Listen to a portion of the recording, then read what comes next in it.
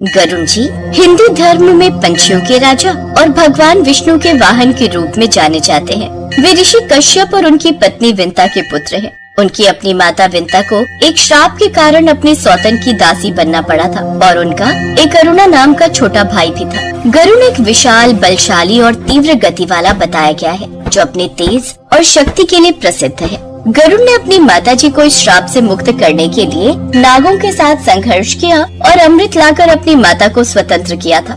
इस कारण नाग उनसे शत्रुता रखने लगे। गरुड़ ने भगवान विष्णु जी को अपना आराध्य माना और उनकी भक्ति में लीन हो गए और उनकी भक्ति से प्रसन्न होकर वो विष्णु जी के प्रिय होने के कारण उनके वाहन बन गए। एक रोज विष्णु जी बैकुंठ में बैठे हुए गरुड़ से बातें कर रहे थे। गरुड़, अब तुम्हारा विवाह का समय आ गया है। मैं चाहता हूँ कि अब तुम भी अपना गृहस्थ जीवन का सुख भोगो। प्रभु, विवाह? नहीं नहीं, हमें विवाह में कोई रुचि नहीं। गरुड़, गृहस्थ जीवन भी धर्म का एक महत्वपूर्ण अंग है। तुम्हें अपने लिए एक गुणी कन्या की खोज करनी होगी। ठीक है प्रभु, किंतु हमें गुणी ही नहीं बल्कि ऐसी जीवन साथी भी चाहिए जो मेरी शक्ति के साथ साथ भक्ति को भी समझे। इसके पश्चात गरुड़ जी भगवान विष्णु के साथ एक योग्य वधु की खोज करने निकल पड़े। काफी दूर चलने पर रास्ते में विष्णु और गरुड़ जी ने आसमान से धरती की ओर देखा, जहाँ एक ही घर पर दो बारात रुकी हुई थी। अरे ये कैसी अजीब बात है, एक ही घर पर दो बारातें, एक ही लड़की के लिए दो बारातें क्यों आई हैं? मेरी समझ में कुछ नहीं आ रहा। प्रभु विष्णु जी ने मुस्कुराते हुए कहा, एक लड़की के लिए दो बारातें आई हैं। एक बारात उसके पिता द्वारा चुनी गई लड़के की है और दूसरी बारात उसकी माँ द्वारा चुने लड़के की। ये सुनकर गरुड़ ने पूछा, तो शादी किससे होगी इस कन्या की? जिसे लड़के की माँ ने पसंद किया है उसी से शादी होगी। ये सब सुनकर गरुड़ जी चुप हो गए और रास्ते में भगवान विष्णु को भोलेनाथ मिल गए और वो उन्हें अपने साथ कैलाश ले गए। लेकिन गरुड़ वहीं रुक गया और सोचने लगा, अगर मैं माँ द्वारा चुने गए लड़के को ही इस जगह से हटा दूं, तो फिर इसकी शादी किससे होगी? गरुड़ जी ने मंडप से माँ द्वारा चुने हुए उस लड़के को मंडप से ही अपने हाथों से उठा लिया और दूर ले जाकर एक ऐसी जगह छोड़ दिया जहाँ दूर दूर तक कोई नहीं था। अब मुझे विधि का विधान देखना है, इसीलिए मैं इसे अब यहीं छोड़ दूंगा। अब देखता हूँ उसका विवाह कैसे होगा। परंतु यहाँ तो इसके खाने के लिए कुछ भी नहीं है। ऐसे में तो मनुष्य इस जगह भूखा ही मर जाएगा और ये बिल्कुल ठीक बात नहीं है। वहाँ सभी बाराती बारात 56 भोग का मजा लेंगे, ये बिल्कुल भी ठीक नहीं। इसका पाप कहीं मुझे न लग जाए। मुझे इसके लिए भी खाने का इंतजाम करना ही पड़ेगा। ये सोचकर गरुड़ जी फिर से उसी स्थान पर आ गए। उधर कन्या के घर पर वर के लापता होने पर कन्या की माँ बहुत उदास हो गई थी, लेकिन उसने अपनी जिद नहीं छोड़ी। वो अभी भी उसी से उसकी शादी करवाने पर तुली रही। लड़की की माँ ने अपनी बेटी को एक बड़ी सी टोकरी में बिठाया और ऊपर से बहुत सारे फल और मेवा फूल से उसे सजा कर ढक दिया, जिसमें भोजन सामग्री ले जाने के कारण वर पक्ष से लोग आए थे। अब वर पक्ष के लोग इस भंडार सामग्री को अपने साथ ले जाएंगे और लड़के को स्वयं ही खोजकर इसका विवाह उससे करवा देंगे। यही सोचकर उसने अपनी बेटी को उस टोकरी में छिपा दिया। इधर सभी बारातियों में दूल्हे को लेकर हाहाकार मच गया। सभी उसकी खोजबीन में लग गए। तभी गरुड़ वहाँ फिर से आए और संयोगवश उस टोकरी को फलों की टोकरी समझकर अपने साथ ले उड़े। चलो, अब इसका काफी हद तक पेट भर जाएगा इन फलों से। लेकिन अजीब बात है कि ये टोकरी कितनी भारी है। कुछ देर बाद वो उसी जगह पर जा पहुँचे। तुम कहाँ चले गए थे? भूख के कारण मेरे प्राण निकले जा रहे थे। तुम्हारे खाने का ही प्रबंध करने गया था। ये लो, अब इसे जी भर के खाओ। जैसे वर ने टोकरी को देखा और जब वो टोकरी को खोलता है तो देखता है उसमें सजी धजी लड़की बैठी है और वो लड़की और कोई नहीं बल्कि उसकी होने वाली दुल्हन ही थी। गरुड़ जी ये सब देखकर हैरान रह गए और सोचने लगे, सत्य है, हरि की इच्छा के सामने कोई नहीं टिक सकता। फिर तो गरुड़ जी ने हुई भेद मंत्रों से पूर्ण सामग्री के साथ उन दोनों का विवाह कराया। आशीर्वाद देकर वे पुनः भगवान विष्णु के पास जाकर उन्होंने प्रभु को सारी बातें बताई और कहा, प्रभु, हमें लगा हम उस कन्या से विवाह करेंगे, लेकिन उन्होंने तो हमसे ही विवाह करवा लिया। ये सुनकर भगवान विष्णु मन ही मन मुस्कुराए। प्रभु, ये सब को देखकर ये पता चलता है कि भगवान की इच्छा के सामने किसी की चालाकी या योजना नहीं टिक सकती। हमको भगवान की योजना पर धैर्य रखना चाहिए और विश्वास रखना चाहिए, क्योंकि अंत में वही होता है जो भगवान की इच्छा होती है और वही हमारे लिए सर्वोत्तम होती है। सत्य कहा करो, और विधि के विधान के आगे किसी की नहीं चलती। जिसका विवाह जब होना होता है तभी होता है। बिल्कुल सत्य कहा आपने प्रभु। ऐसे ही कुछ समय बीता और एक रोज गरुण जी के लिए नागराज कद्रू की बेटी उन्नति का रिश्ता आया। बलशाली गरुण नागराज को अपनी बेटी के लिए सुयोग्य वर लगे और उन्होंने सबकी सहमति से गरुण का विवाह उन्नति से तय कर दिया और अब उनके विवाह की तैयारियां शुरू हो गयी। सभी देवतागण उनके विवाह की तैयारियों में लग गए। गरुण को खूब अच्छे से हल्दी लगाओ माँ, ताकि ये हल्दी का रंग इन पर हमेशा चढ़ा रहे। पुत्र तुम चिंता न करो, गरुण के विवाह का इंतजार तो हम सबको कब से था। अब हम सब इसके विवाह की सभी रस्में खुशी खुशी मनाएंगे। गरुण को सभी खूब हल्दी लगाते हैं, साथ ही माँ लक्ष्मी और विष्णु जी भी उसे हल्दी लगाते हैं। ऐसे ही उनकी शादी वाला दिन भी आ जाता है और फेरों के वक्त आइए इनका गठबंधन कीजिए। देवी लक्ष्मी और देवी पार्वती ने उनका गठबंधन बांधा और उन्हें शादी का महत्व भी समझाया।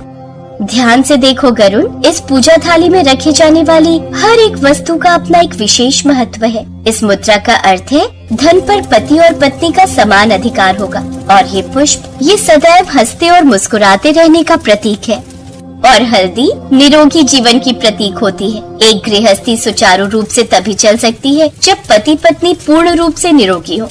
ये सुनकर गरुण और उन्नति मुस्कुराने लगे। फिर राजी खुशी उनका विवाह संपन्न हुआ। कुछ समय बाद उन दोनों के मिलन से उनके शक्तिशाली पुत्र सुमुख का जन्म हुआ। सुमुख को उनके पिता गरुण के समान ही बुद्धिमान तथा शक्तिशाली माना जाता है। वो उन्हीं की तरह ही तेज गतिशील में आना जाना करते थे। गरुण सदैव विष्णु जी का वाहन रहे और सदैव उनकी पूजा करते रहे।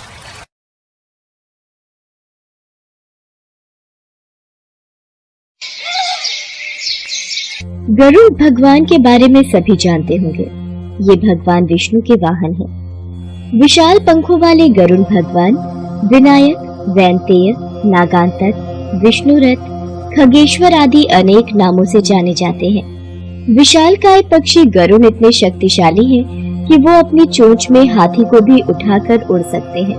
कहा जाता है कि गरुड़ देव इतने शक्तिशाली हैं कि एक जगह से दूसरी जगह कोसों दूर तक पलक झपकते ही पहुंच सकते हैं। पर एक बार कुछ ऐसा हुआ कि गरुड़ पक्षी की आंखों में आंसू आ गए। पौराणिक कथाओं के अनुसार एक बार गरुड़ पक्षी और सुदर्शन चक्र के बीच में श्रेष्ठता को लेकर विवाद उत्पन्न हो गया। गरुड़ देव बोले, मैं सबसे तेज उड़ने वाला हूँ, मेरा मुकाबला कोई नहीं कर सकता। इसीलिए भगवान विष्णु ने मुझे अपना वाहन बनाया है। मैं अपने विशालकाय शरीर और बड़े बड़े पंखों से कोसों की दूरी पलक झपकते ही तय कर सकता हूँ। तुम मुझसे श्रेष्ठ नहीं हो सकते हो, तुमसे शक्तिशाली तो मैं हूँ। मैं भगवान विष्णु का शस्त्र हूँ। उनकी आज्ञा से मैंने युद्ध में अनेकों राक्षसों का संहार किया है। यही नहीं, मैंने एक बार इंद्रदेव के वज्र को भी निष्क्रिय कर दिया था। बस इतना ही। पर मेरी शक्तियों के बारे में जब आप सुनेंगे तो दंग रह जाएंगे। मैंने प्रभु श्री राम और लक्ष्मण को बचाया था। जब एक बार प्रभु श्री राम और लक्ष्मण रावण के पुत्र मेघनाद से युद्ध के दौरान नागपाश में बंध गए थे, तब मैंने ही उनके प्राण बचाए थे। देव, नर, किन्नर, किसी में भी इतना सामर्थ्य नहीं था कि वो प्रभु श्री राम और लक्ष्मण को नागपाश से मुक्त कर सके। गरुड़ देव और सुदर्शन चक्र में बहस का सिलसिला चलता रहा, पर कोई निष्कर्ष नहीं निकला।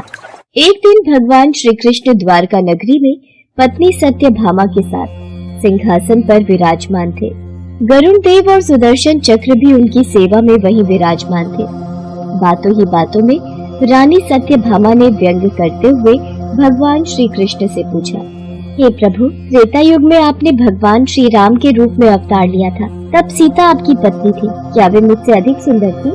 देवी सत्यभामा, मैं जानता हूँ आप मुझे चुटकी देने का मौका ढूंढती रहती हैं, जबकि आप सर्व सत्य जानती हैं। आप भी तो त्रेता युग में मेरे साथ थीं। आपकी सुंदरता तब भी मुझे अति प्रिय थी और आज भी अति प्रिय है। प्रभु, मेरा भी एक प्रश्न है, क्या दुनिया में मेरे समान तेज गति से कोई दौड़ सकता है? इसी बीच सुदर्शन चक्र से भी नहीं रहा गया और वो बोले, भगवान, मैंने बड़े बड़े असुरों का संहार किया है और आपको युद्ध में जीत दिलाई है। क्या मुझसे भी शक्तिशाली संसार में कोई है? लगता है इन दोनों में अभिमान आ गया है, पर इन दोनों का अहंकार कैसे दूर किया जा सकता है, ये मुझे सोचना होगा। हाँ, ये उचित रहेगा। मुझे पता है इन दोनों का अहंकार कैसे नष्ट किया जा सकता है। हे गरुड़, तुम हनुमान के पास जाओ और उन्हें कहना भगवान श्री राम माता सीता के साथ उनकी प्रतीक्षा कर रहे हैं। जो आज्ञा प्रभु। मैं अभी हनुमान जी को लेकर आपके समक्ष उपस्थित होता हूँ। हे सुदर्शन चक्र, तुम महल के प्रवेश द्वार पर पहरा दो और याद रहे मेरी आज्ञा के बिना कोई भी भीतर न आने पाए। जो आज्ञा भगवान। श्री कृष्ण की आज्ञा पाकर गरुड़ देव हनुमान जी को लेने चले गए और सुदर्शन चक्र महल के प्रवेश द्वार पर पहरा देने के लिए तैनात हो गए। सुदर्शन चक्र ने किसी को भी भगवान श्री कृष्ण से मिलने की आज्ञा नहीं दी। भगवान श्री कृष्ण ने स्वयं प्रभु श्री राम का रूप बना लिया और रानी सत्यभामा को सीता के रूप में तैयार होने के लिए कहा। गरुड़ देव हनुमान जी को लेने पहुँचते हैं। जय श्री राम, जय श्री राम। हे वानर श्रेष्ठ, भगवान राम और सीता द्वारका नगरी में पधारे हैं और आपकी प्रतीक्षा कर रहे हैं। उन्होंने मुझे आपको बुलाकर लाने की आज्ञा दी है, अतः आप मेरे साथ चलिए। मैं आपको अपनी पीठ पर बैठाकर शीघ्र ही वहाँ पहुँचा दूंगा। वैसे भी आप बूढ़े हो गए हो तो अति शीघ्र वहाँ नहीं पहुँच पाओगे। बंधु आप चलिए, मैं आता हूँ। पता नहीं ये इतनी वृद्धावस्था में है, न जाने कब तक द्वारका पहुँचेंगे। वैसे मुझे क्या लेना, मैंने तो अपना काम कर दिया, अब बाकी खुद जाने। मैं भगवान के पास जाता हूँ और उन्हें बता दूंगा कि मैंने उनका संदेश वानर श्रेष्ठ को पहुँचा दिया है। गरुड़ अपना संदेश हनुमान जी को देकर आराम से द्वारका नगरी को उड़ चले, किंतु जब वो द्वारका नगरी के महल में पहुँचे तो वो आश्चर्यचकित रह गए। हनुमान जी तो भगवान के समक्ष पहले से ही बैठे हुए थे और मंद मंद मुस्कुरा रहे थे। ये देखकर गरुड़ देव का सिर लज्जा से झुक गया। मैंने बजरंग बली की श्रेष्ठता पर संदेह किया। हे प्रभु, मैंने अहंकार के वशीभूत होकर ये क्या कर दिया। पवन पुत्र, तुम बिना आज्ञा के महल में कैसे आए? क्या तुम्हें किसी ने प्रवेश द्वार पर रोका नहीं? हनुमान जी ने भगवान राम को नमन करके अपना मुंह खोला और सुदर्शन चक्र को अपने मुख से बाहर निकाल दिया। हे प्रभु, आपसे मिलने से मुझे कोई नहीं रोक सकता है। इस चक्र ने मुझे रोकने का कुछ प्रयास किया था। हे वानर श्रेष्ठ, आप महल के भीतर नहीं जा सकते। प्रभु की आज्ञा है कि किसी को भी उनकी आज्ञा के बिना महल में नहीं जाने दिया जाए। मुझे प्रभु श्री राम से मिलने से कोई नहीं रोक सकता। सामने से हट जाओ। हे वानर श्रेष्ठ, ऐसा साहस कदापि न करो। तुम शायद मेरी शक्तियों से परिचित नहीं हो। मैं सुदर्शन चक्र हूँ। मैंने बड़े बड़े अनेकों राक्षसों का वध किया है। मेरी आपसे विनती है कि मुझे प्रभु श्री राम से मिलने दिया जाए। नहीं, तुम इस महल में मेरे होते हुए प्रवेश नहीं कर सकते हो। भलाई इसी में है कि तुम ये जिद छोड़ दो। हनुमान जी सुदर्शन चक्र की बात नहीं मानते और वे महल की ओर बढ़ते हैं। सुदर्शन चक्र हनुमान जी को रोकने के लिए आगे बढ़ता है।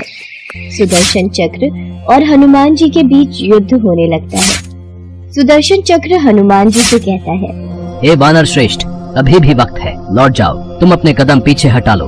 तुम व्यर्थ ही अपना समय नष्ट कर रहे हो। मुझे शीघ्र ही प्रभु श्री राम और माता सीता के दर्शन करने हैं। मुझे उनके पास पहुंचना है। वो मेरी प्रतीक्षा कर रहे हैं। तभी हनुमान जी ने अपना मुंह खोल दिया और सुदर्शन चक्र उसमें समा गया। हनुमान जी ने अपना मुंह बंद कर लिया। मेरे पास और कोई रास्ता नहीं था प्रभु, इसीलिए सुदर्शन चक्र को मुंह में रखकर मैं आपसे मिलने आ गया।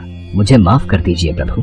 हे प्रभु, आपको तो मैं कृष्ण रूप में भी पहचानता हूँ और मैं ये भी जानता हूँ कि आप ही मेरे प्रभु श्री राम हैं। आज आपका ये लीला रचाने का कारण क्या है?